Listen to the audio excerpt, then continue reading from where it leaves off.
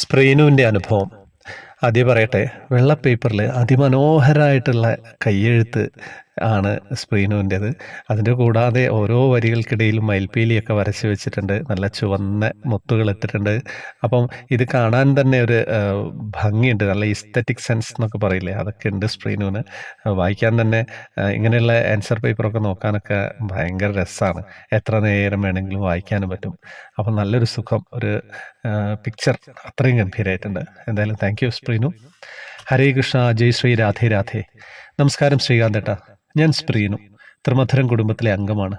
ഇതിനു മുൻപും ഒരു കൃഷ്ണാനുഭവം എഴുതിയിരുന്നു. അത് വായിച്ചു കിട്ടു, വളരെ സന്തോഷം. ഇതാ ഒരു കൊച്ചനുഭവം കൂടി എഴുതാണ്, വായിക്കണേ. ഇത് പൊന്നു ഗുരുവായൂരപ്പൻ്റെ ഉത്സവവുമായിട്ട് ബന്ധപ്പെട്ട ഒരു അനുഭവമാണ്. കഴിഞ്ഞ വർഷം, അതായത് 2025 ഗുരുവായൂരിൽ ഉത്സവം നടക്കുന്ന സമയം. ഏത് സോഷ്യൽ മീഡിയ നോക്കിയാലും ഗുരുവായൂർ അമ്പലവും ഉത്സവവിശേഷങ്ങളും ഫോട്ടോസും ശീവേലിയും പഴുക്ക മണ്ഡപവും കഞ്ഞിയും ഇതെല്ലാം മനസ്സിനെ വല്ലാതെ കൊതിപ്പിച്ചു. ഒന്ന് ഗുരുവായൂർ പോവാനും ഇതെല്ലാം ആസ്വദിക്കാനും സാധിച്ചെങ്കിലെന്ന്. പക്ഷേ ഒന്നും നടന്നില്ല.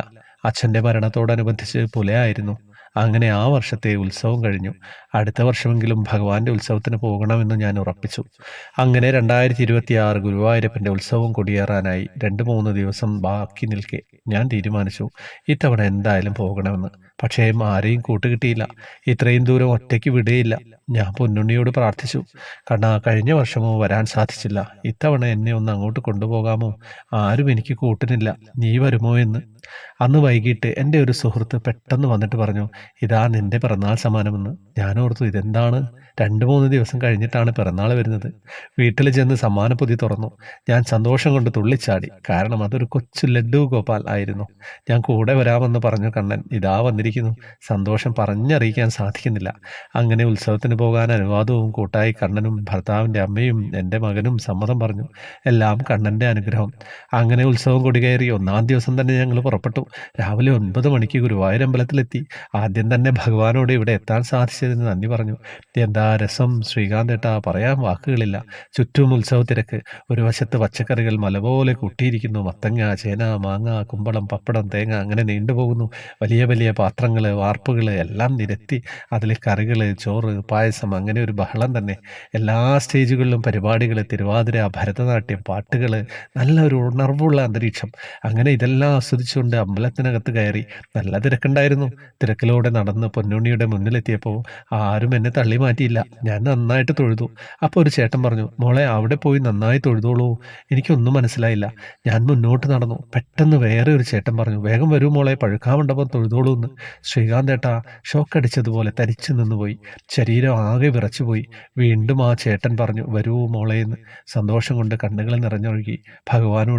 മകനോട് ഭഗവാനെ നോക്കി തൊഴാൻ പറയുമ്പോഴും ശബ്ദം വരുന്നില്ല. കൈകൾ കൊണ്ട് തൊട്ട് ആംഗ്യം കാണിച്ചൊക്കെയാണ് മകനെ തൊഴിപ്പിച്ചത്. നന്നായി തൊഴുത് പുറത്തിറങ്ങി. മനസ്സിൽ സന്തോഷവും ശാന്തിയും നിറഞ്ഞു നിന്നു. പിന്നെ ഞങ്ങൾ നടന്ന് കൊടിമരച്ചുവട്ടിൽ വന്നു. അവിടെ നല്ല തിരക്കുണ്ടായിരുന്നു. പക്ഷെ എങ്ങനെയോ ഞാൻ മുന്നിലെത്തി. അപ്പോൾ അകത്തേക്കുള്ള പ്രവേശനം നിർത്തിയിട്ടോ. അതുകൊണ്ട് ഗുരുവായൂരപ്പനെ ഒന്നുകൂടെ നന്നായി തൊഴുതു പ്രാർത്ഥിച്ചു. എൻ്റെ പൊന്നുകണ്ണ, ഞാൻ പകർത്തി എഴുതിയ നാരായണീയം ഇതാ നിന്റെ കാൽക്കൽ സമർപ്പിക്കുന്നു.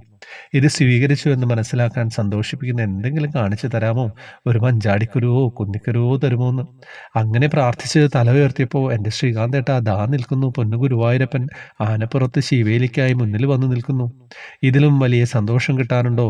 കാണാൻ ഒരുപാട് ആഗ്രഹിച്ചൊരു കാഴ്ചയാണ്. അതും കണ്ണും മനസ്സും നിറച്ചു തൊഴുതുട്ടോ. ഭഗവാനോടൊപ്പം വലം വെച്ചു. അടിപ്രദക്ഷിണവും ചെയ്ത് മനസ്സ് നിറഞ്ഞ് ഞങ്ങൾ അമ്പലത്തിന് പുറത്തിറങ്ങി. ഇനി അടുത്ത ലക്ഷ്യം എന്താണെന്നോ? ഭഗവാന്റെ ഒരു പിടി അന്നം കഴിക്കണം. ഒന്ന് പോയി നോക്കാമെന്ന് വിചാരിച്ചു. നല്ല തിരക്കുണ്ട്, ഉത്സവമല്ലേ. അവിടെ എത്തിയപ്പോൾ പോലീസുകാർ പറഞ്ഞു, വേഗം വന്നോളൂ, തിരക്കില്ല എന്ന്. പിന്നെ ഒന്നും നോക്കിയില്ല, വേഗം ഓടിച്ചെന്നുട്ടോ.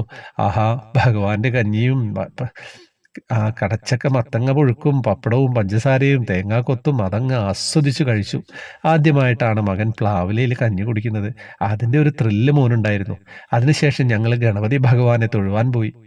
ഉടയ്ക്കാൻ നാളികേരവും വാങ്ങി ഗണപതി ഭഗവാനെ വലം വെച്ച് പ്രാർത്ഥിച്ചു. നാളികേരുടച്ചു. ചിതറിയതിൻ്റെ സന്തോഷത്തിൽ മകൻ ഓടി നടക്കുന്നു. ഞാൻ കണ്ണുകൾ അടച്ച് പ്രാർത്ഥിച്ചു. വിഘ്നങ്ങളൊന്നുമില്ലാതെ ഇവിടെ വന്ന് ചേരുവാനും നല്ല ദർശനം നൽകിയതിനും ഭഗവാനോട് നന്ദി പറഞ്ഞു. കണ്ണുകൾ തുറന്നപ്പോൾ ദാ ഒരു കുഞ്ഞിക്കുരു എന്നെ നോക്കി ചിരിക്കുന്നു. ഒരെണ്ണം മാത്രമേ ഉള്ളൂ, അതും ഒരു പ്രത്യേക തരം ചുവപ്പ് നിറം. ഞാനത് കയ്യിലെടുത്തു. അപ്പം മനസ്സ് പറഞ്ഞു, എന്നോട് നേരത്തെ ചോദിച്ചില്ലേ, ദാ തന്നിരിക്കുന്നു, സന്തോഷായില്ലേന്ന്. ഒന്നും പറയാനില്ല ശ്രീകാന്തേട്ടാ, സന്തോഷം സന്തോഷം. ഇനി എന്താ വേണ്ടത്? മനസ്സിൽ ആഗ്രഹിച്ച കുറച്ച് കാര്യങ്ങൾ ഒറ്റ ദിവസം കൊണ്ട് പൊന്നുണ്ണി സാധിച്ചു തന്നു. അങ്ങനെ മനസ്സും വയറും നിറഞ്ഞ് ഭഗവാനോട് നന്ദിയും ഇനിയും കാണണമേ നമുക്ക് എന്ന് പറഞ്ഞുട്ടോ ഞങ്ങൾ ശരീരം കൊണ്ട് ഗുരുവായൂരിൽ നിന്നും യാത്ര തിരിച്ചു. എഴുതിയത് കുറച്ചല്ല, നന്നായി നീണ്ടുപോയെന്നറിയാം. ശ്രീകാന്തേട്ടൻ സമയമുള്ളപ്പോൾ ചുരുക്കി വായിച്ചാൽ മതി കേട്ടോ. തെറ്റുകളുണ്ടാവും, ക്ഷമിച്ച് തിരുത്തി വായിക്കണേ. ചേട്ടൻ്റെ ശബ്ദത്തിൽ അനുഭവങ്ങൾ വായിച്ചു കേൾക്കുമ്പോൾ ഒരു പോസിറ്റീവ് എനർജി ഫീൽ ചെയ്യാറുണ്ട്. അനുഭവം വായിച്ചു കേൾക്കാൻ കാത്തിരിക്കുന്നു. ശ്രീകാന്തേട്ടനും കുടുംബത്തിനും ത്രിമധുരം കുടുംബത്തിനും എല്ലാവർക്കും ഗുരുവായൂരപ്പൻ്റെ അനുഗ്രഹം ഉണ്ടാവട്ടെ എന്ന് പ്രാർത്ഥിക്കുന്നു. ഹരേ കൃഷ്ണ, ജയ് ശ്രീ, രാധേ രാധേ. എന്താ കഥ? ഇതിന് നന്ദി ശ്രീനുവിനോട് ഞങ്ങളെല്ലാവരുമാണ് പറയുന്നത്. ഉത്സവമല്ലാത്ത സമയത്തും ഇങ്ങനെ ഒരു അനുഭവം വായിക്കാനും കേൾക്കാനും ഒക്കെ ഭാഗ്യം തന്നതിന് സഹോദരിക്ക് നന്ദി പറയാണ്. അതുമാത്രമല്ല, ഞാൻ പറഞ്ഞത് മാതിരി അത്രയും ഭംഗിയിലാണ് എഴുതി അയച്ചു തന്നിരിക്കുന്നത്. എന്താ കഥ? വാട്സപ്പ് ഗ്രൂപ്പിൽ വരിക, ഗ്രൂപ്പിൽ ജോയിൻ ആയതിനു ശേഷം മാത്രമേ ഇനി അനുഭവം വായിക്കാട്ടോ. അപ്പം ഫേസ്ബുക്കിൻ്റെ കമൻറ്റ് ബോക്സിൽ ഡീറ്റെയിൽസ് ഉണ്ടാവും. യൂട്യൂബ് വഴി വരുന്നവർക്ക് ജോയിൻ ബട്ടണിലൂടെ വരിക. വേറെ എന്താ വിശേഷം? വേറെ ഒന്നുമില്ല, അങ്ങനെ പോകുന്നു.